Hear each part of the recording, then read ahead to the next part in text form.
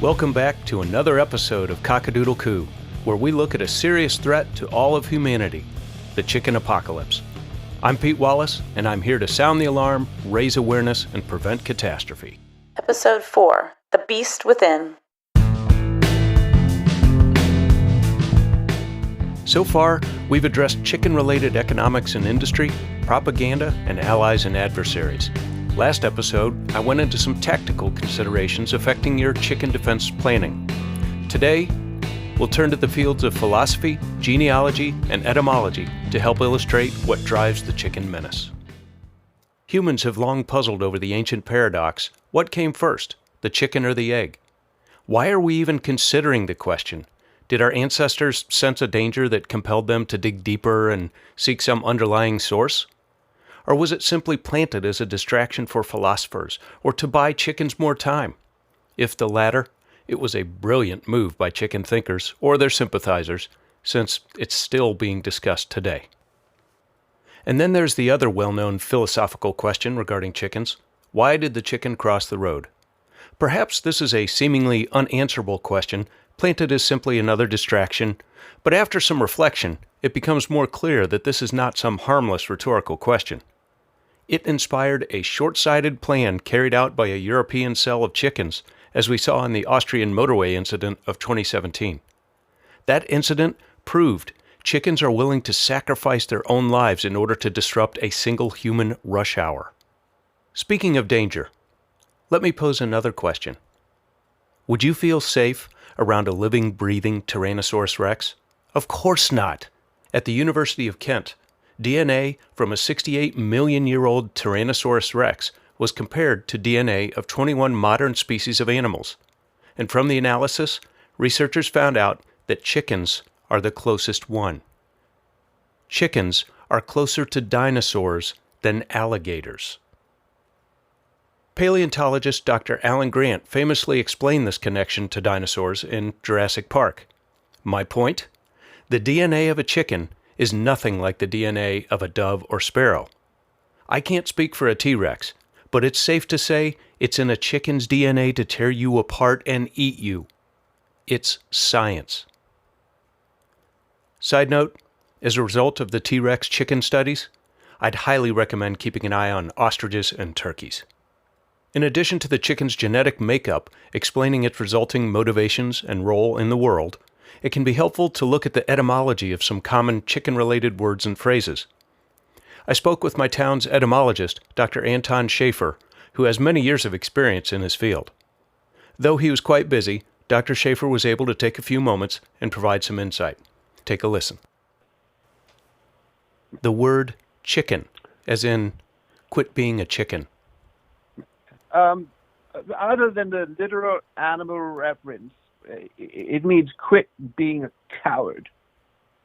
Think the chickens appreciate that? No, I'm sure they don't.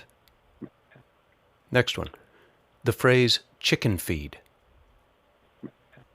Well, that could refer to food for a chicken or a paltry sum of money. It's truly a slap in the beak, one would say. Indeed. The phrase, like a chicken with its head cut off. Right. What a brutal image. Of course, it refers to a person running around without direction or purpose. But more importantly, it's quite a slight against chickens, yes. Agreed. The phrase, chicken scratch. Awful handwriting, nearly impossible to read. It looks something like footprints or scratches chicken might make on the ground, like idiots. Often the person who wrote it is the only one who can read it. Sometimes they cannot even read it. However, I believe chickens are quite illiterate in either case. Yes, they are. The phrase, a chicken in every pot. Yes. Actually, a chicken in every pot and a car in every garage was the entire phrase. an American presidential campaign promise from nearly 100 years ago. And by the way, he did win the election. A chicken in every pot represented the idea of success and prosperity and clearly resonate with the country. Good to have that historical context. I'm sure the chickens quite don't appreciate being in the pot, though. Oh, definitely. Next, the phrase game of chicken. Right. So not quite the same as Game of Thrones. This is a contest of will, an idea planted to turn us against each other. It even carries a self-deprecating name to appear like it wasn't the chicken's idea. Quite devious. Devious indeed. The doctor and I enjoyed a much longer conversation, so this is only an excerpt. We could have kept going on and on, but the consistent thread and tone in these explanations reveals the true nature of chickens, what drives them, as well as how humans have perceived chickens for generations. We'll be back after this break.